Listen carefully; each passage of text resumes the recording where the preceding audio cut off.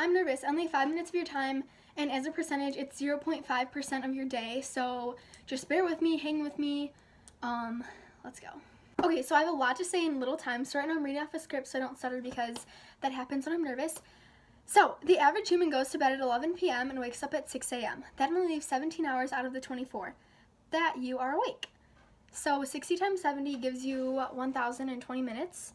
1,020 equals 100% of the time that you're awake, and then if you set that up into a proportion and you put that over X minutes, you then have 1020 divided by 100, which gives you 10 minutes and 20 seconds. So that's 1% of your day that you are awake. Okay, so roughly 5 minutes is 0.5% of your day.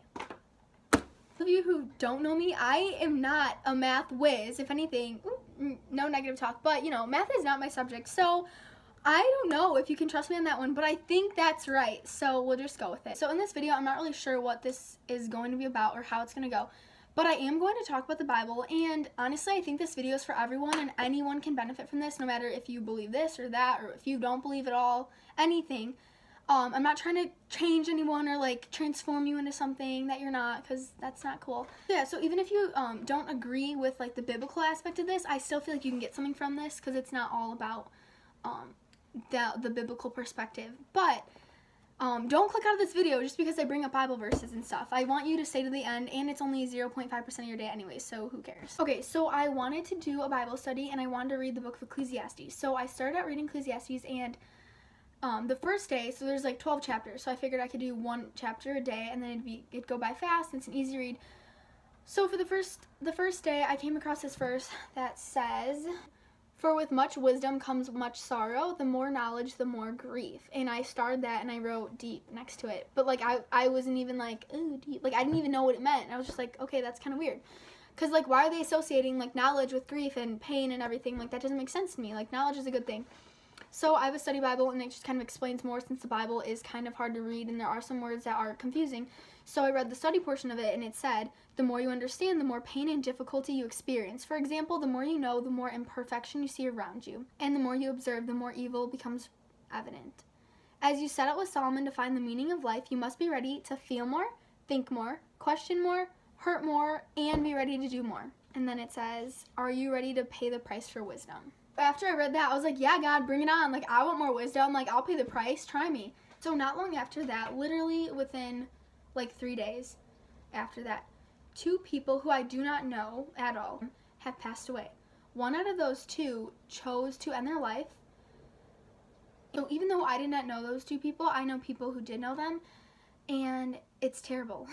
And since these tragedies were like so close together, it like really hit me, even though I've never met either of them or talked to them. Something like really like struck me, and it total God moment, because I remember I was like, wait, I just read something about this. It made me come back to this verse. With much wisdom comes much sorrow, and the more knowledge, the more grief. And it like it just in my mind like clicked. So like God put something really heavy in my heart, and I feel like as our generation, we are terrible. We suck. Like, oh, I don't even know what to say. But I have some points in this video.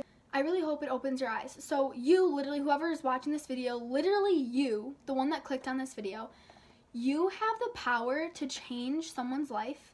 And, oh, like, you change some, like, no, you literally do. You're literally affecting people, whether you like it or not, whether you know it or not. Like, even the vibe you get out, like, the words you say affect people and affect the people around you. At work, school, sports, whatever you do, hobbies, you're constantly around people, and you have the power to either bring someone up or bring someone down.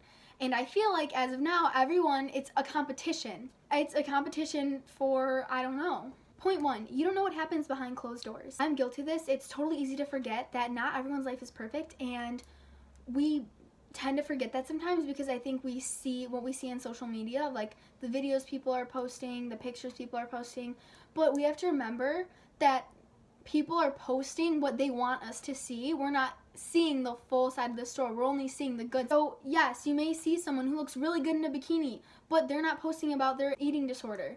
You may see someone posting with their friends, having so much fun, but they're not posting about their fake friends who are talking crap behind their back. And yes, people can post a really pretty picture of them, but they're not posting about how deeply insecure they are and how unloved they feel.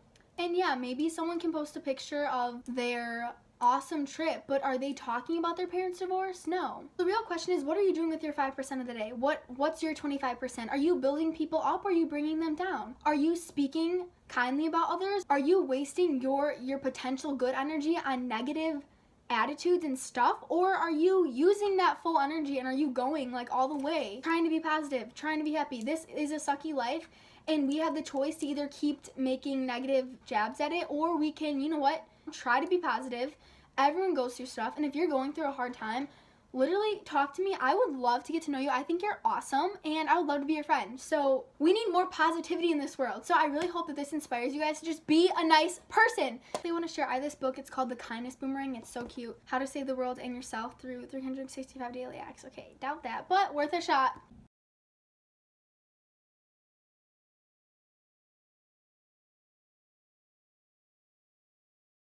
So if you want to take away something from this video, you can choose what you want to do with it. But 1, don't take life for granted. And 2, be a good friend to people and be kind to people, because you never know what people are going through. And even though it may look like they have their life together and their life looks so fun and interesting, it's a filter.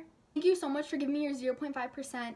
At this point, maybe even 1%, because it's a little longer than I expected. But now you guys have all of your percentages to go do whatever the heck you want to do and go build people up while you're at it. Don't take life for granted, because it is a gift. And I thank God for giving me the courage to post a video like this, because it's like kind of weird. Like, I would never post something like this. And I want to give him all the glory. Bye, guys.